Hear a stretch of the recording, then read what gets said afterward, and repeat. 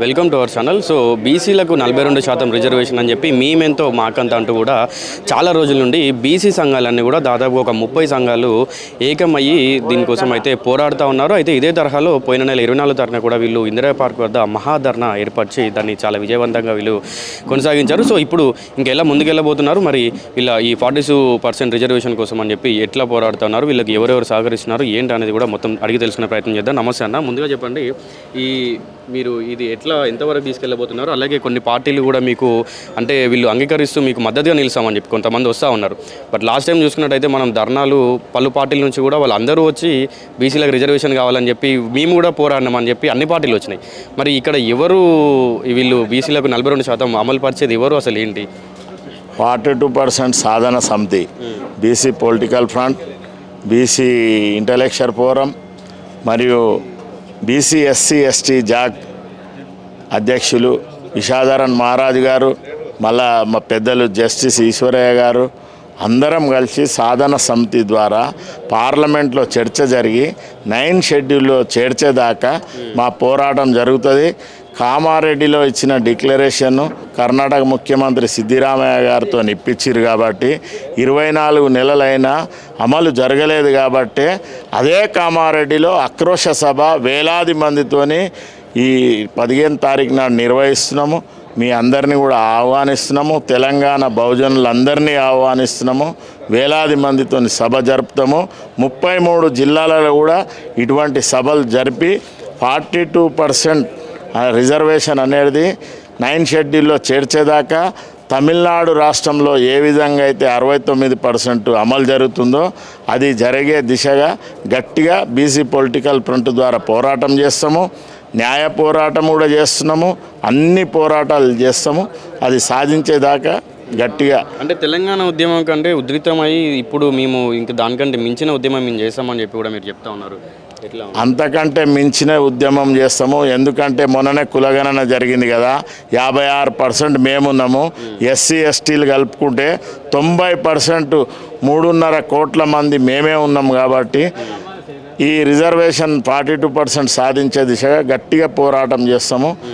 ఇంకో సమస్యనే లేదు, పార్లమెంట్లో చర్చ జరగాలి, అఖిలపక్షాన్ని తీసుకుపోవాలి, కాంగ్రెస్ ప్రభుత్వము కాంగ్రెస్ ముఖ్యమంత్రి తీసుకుపోవాలి, అక్కడ పార్లమెంట్లో చర్చ జరగాలి. రాహుల్ గాంధీ కూడా పార్లమెంట్లో చర్చించి, ఎందుకంటే కాంగ్రెస్ ప్రభుత్వమే మాకు భారత్ జోడో యాత్రలో మనకి వాగ్దానం చేసింది కాబట్టి ఈ 42% మీద మేము పోరాటం ఉధృతంగా చేస్తాము. తెలంగాణ ఉద్యమం కంటే ఎక్కువ చేస్తాము, చేసి అది సాధించేదాకా జరిగినటువంటి ఇందిరా పార్క్ దగ్గర మహాధర్నా చాలా మందితో కూడా మీరు నిర్ణయించారు. సో దీని తర్వాత ఇప్పుడు మరి మీకు ఎవరి దగ్గర నుంచి స్పందన వచ్చిందా, లేకుంటే ఎట్లా ఉంది? ఇందిరా పార్క్ దగ్గర గత 24 తారీఖు జరిగిన సభలో ఎంత వేలాది మంది పాల్గొన్నారు కదా స్వచ్ఛందంగా. అదేవిధంగా మేము తెలంగాణ రాష్ట్రం మొత్తం అంతటా జరుపుతాము సభలు. బహుజనులందరినీ ఒకటి చేస్తాము, కుల సంఘాల నాయకులను ఒకటి చేస్తాము. మాకు ఎవరితోనైనా బహుజనులందరితోని మాకు సహకారం ఉంది. మొన్న చూసిరు కదా మీటింగ్కి ఏ విధంగా అయితే వేలాది మంది వచ్చిర్రో, ఇప్పుడు కూడా వేలాది మందితోని సభ చేస్తాము. మీరు అందరు రావాలి. 9 షెడ్యూల్లో చేర్చేదాకా పార్లమెంట్లో చర్చ జరగాలి. చట్టము తమిళనాడు తరహా జరిగేదాకా మా పోరాటం ఆగదు. అంటే ఇప్పుడు ముఖ్యంగా చూసుకుంటే అన్ని పార్టీల నుండి కూడా అందరూ మీకు మద్దతుగా నిలుస్తాం బీసీలకు అని చెప్పి అన్ని పార్టీల వాళ్ళు వచ్చి, నేను ఇందాక అడిగింది కూడా లాస్ట్ టైం తెలంగాణ బంద్కి పిలుపునిచ్చినప్పుడు కూడా అటు బీజేపీ అవ్వచ్చు, కాంగ్రెస్ అవ్వచ్చు, బీఆర్ఎస్ అవ్వచ్చు, ఇటు సైడు కల్వకుంట్ల కవిత అవ్వచ్చు, వీళ్ళందరూ రోడ్డు పైనకి ఎక్కి బీసీలకు 42% రిజర్వేషన్ ఇవ్వాలని చెప్పి అందరూ పోరాడారు. మరి అసలు ఏ పార్టీ నుండి ఇది అమలు చేయాలి ఏంటనేది దానిపైన ఒకసారి క్లారిటీ. 3 పార్టీలు బీసీల పట్ల ద్వంద్వ వైఖరే పాటిస్తున్నాయి. ఎందుకంటే బండి సంజయ్ గారు ఏమన్నారు, ఆయన ఒక సహాయ మంత్రి ఉండి కేంద్ర క్యాబినెట్లో ఉండి 42% రిజర్వేషన్ ఇక్కడ తెలంగాణలో ఇస్తే భారతదేశం అంతా ఇవ్వవలసి వస్తుందని ఆయన ఆ మాట అన్నాడు. అందుకే బీజేపీ పార్టీ మాకు మీదనే ఏదో చెప్తుంది, మాటలు కల్లబొల్లి మాటలు చెప్తుంది. ఇంతకు మొదలు 10 ఏళ్ళు ఉన్న బీఆర్ఎస్ ప్రభుత్వం కూడా మాకు ఆయన వచ్చి కేసీఆర్ గారు తెలంగాణ ఉద్యమం ఎట్లా చేసిండో అట్లా రోడ్ల మీదకి వచ్చి ఆయన చేయాలి. మాకు బీసీల పట్ల ఆయన మద్దతు తెలపాలి. ఏదో ఫామ్ హౌస్లో కూకొని అది చేస్తామంటే కాదు. మాకు హరీష్ రావు కులగణన పాల్గొనలే, కేటీఆర్ కులగణన పాల్గొనలే. 3 పార్టీలు బహుజనులకు అన్యాయమే చేస్తున్నాయి. కాబట్టి అసలు తెలంగాణ రాష్ట్రంలో బహుజన రాజ్యం రావాలి. దానికి కూడా మా పోరాటం చేస్తున్నాం. ఇప్పుడు ఈ పోరాటంలో మీకు ఎంతమంది సంఘాలు, ఎన్ని కులాల వారు, ఎన్ని సంఘాల వారు మీకు మద్దతుగా నిలిచారు? ఇంకా రావాల్సిన వారు ఎవరైనా? మొత్తం తెలంగాణలో ఉన్న కుల సంఘాలు అందరూ మాకు మద్దతుగా ఉన్నాయి. బీసీ ప్రజాప్రతినిధులు మాకు మద్దతుగా ఉన్నారు. మాకు మద్దతు లేదనేది ఎవరు లేరు. అందరూ మాతో మద్దతుగా ఉన్నారు. మాకు 33 సంఘాల అధ్యక్షులు ఇక్కడనే ఉన్నారు, కుల సంఘాల వాళ్ళు ఉన్నారు. అందరూ మాకు అండగా ఉన్నారు. కాబట్టి ఇందిరా పార్కే సాక్ష్యం కదా, వేలాది మంది. ఇప్పుడు రేపు ఆక్రోశ సభ కామారెడ్డిలో జరిగేది కూడా వేలాది మందితో చేస్తున్నాం. 33 జిల్లాలలో నిర్వహిస్తాం, ఒక్క దగ్గర కాదు. చేసి తెలంగాణ నుంచే పోరాటం చేస్తాము. శీతాకాల సమావేశంలో పార్లమెంటు దగ్గర కూడా చేస్తాము. రాహుల్ గాంధీని కలుస్తాము. ప్రధానమంత్రి మోడీ బీసీ కాబట్టి ఆయనను కలుస్తాము. అపాయింట్మెంట్ కోరినాం ఆల్రెడీ. అది సాధించే దిశగా 42% రిజర్వేషన్ అనేది చట్టసభలలో 9 షెడ్యూల్లో చేర్చినప్పుడే ఈ బహుజనులకు శ్రీరామ రక్షగా ఉంటుంది.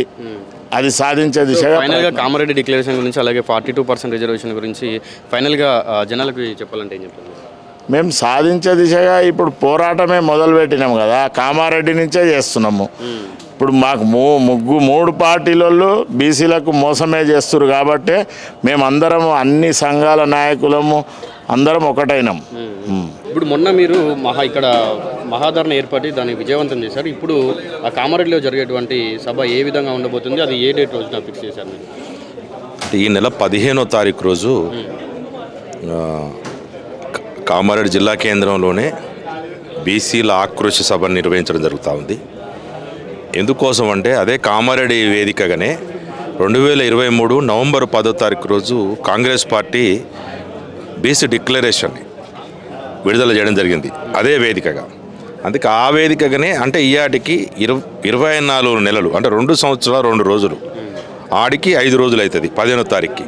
కాబట్టి 20 హామీలు ఇవ్వడం జరిగింది. మాకు ఇచ్చిన 20 హామీల్లో ఏ ఒక్క హామీ ఇప్పటివరకు అమలు చేయలేదు. అందులో ప్రధానంగా ఏంది, 1,00,000 కోట్లు బడ్జెట్ అన్నారు, అది అమలు చేయట్లేదు.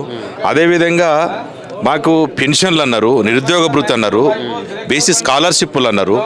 తర్వాత ఇప్పుడు వ్యవహరిస్తున్నటువంటిది ఏదైతే ఉందో 42% బీసీ రిజర్వేషన్ల ప్రధానమైనటువంటిది ఉంది.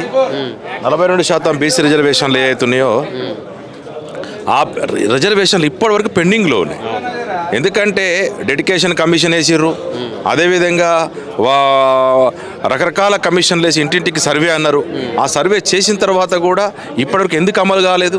మొన్న బీసీ ఇది రకరకాల జీవోలు తీసుకొచ్చారు. 9వ నెంబర్ జీవో అని తీసుకొచ్చి ఆ జీవో హైకోర్టులో కొట్టుకుపోవడం జరిగింది. 5 వారాల పాటు వాయిదేశారు. ఇది దీని మీదనే సుప్రీంకోర్టుకు పోయారు.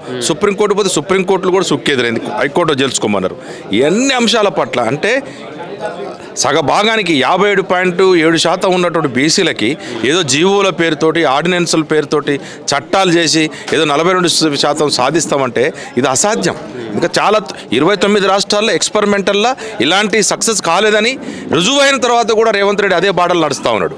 అందుకే అంటా ఉన్నాం, ఏదైతే కామారెడ్డి సాక్షిగా బీసీ డిక్లరేషన్ పేరుతోటి మమ్మల్ని 20 నెలల దాదాపు 24 నెలల పాటు మాకు ఇచ్చినట్టు వాగ్దానం ఏదైతే ఉందో ఎందుకు అమలు చేయలేకపోతున్నారు? ఈరోజు మొన్న బంధు పిలిపిస్తే అన్ని పార్టీలు బంధులు పాల్గొన్నాయి. ఎవడో రొయ్యల మూట ఏదో అందరు బాపనోళ్ళు కానీ రొయ్యల ముల్లే మాయమైనట్టు, రొయ్యల మూట మాయమైనట్టు అసలు ఎవడు కారణం? ఈ బంధులో అందరు బాగా కూర్చొని దేనికోసం బంధుకు? మా 42% రిజర్వేషన్లు 9th షెడ్యూల్లో చేర్చాలని. 42% రిజర్వేషన్లు మేము బాగానే తీర్మానం చేసినాం కదా, కేంద్రమే చేయట్లేదని కాంగ్రెస్ అంటది. కాంగ్రెస్ ఏమంటది? కాంగ్రెస్ పార్టీ ఇచ్చినట్టు వాగ్దానం మాకు సంబంధం లేదు, కాంగ్రెస్ పార్టీ చేయాలని బీజేపీ అంటది. ఈ 2 దొంగలే అని చెప్పేసి బీఆర్ఎస్ అంటది.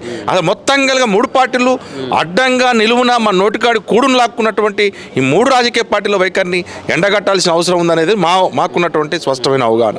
అందులో వాళ్ళు ఒకవేళ మీకు మద్దతుగా నిలిస్తే వాళ్ళని మీరు ఆహ్వానించే పరిస్థితులు ఉంటాయంటారు? ఏది మేము నమ్మం. ఎందుకంటే ఎందుకంటే బీఆర్ఎస్ పార్టీ మాకు మద్దతు ఇయ్యదు. ఎందుకంటే వాళ్ళు ఉన్నప్పుడు 34% ఉన్న బీసీ రిజర్వేషన్లని 23 కుదించి 17% అమలు చేసినటువంటి నీచ చరిత్ర బీఆర్ఎస్ది.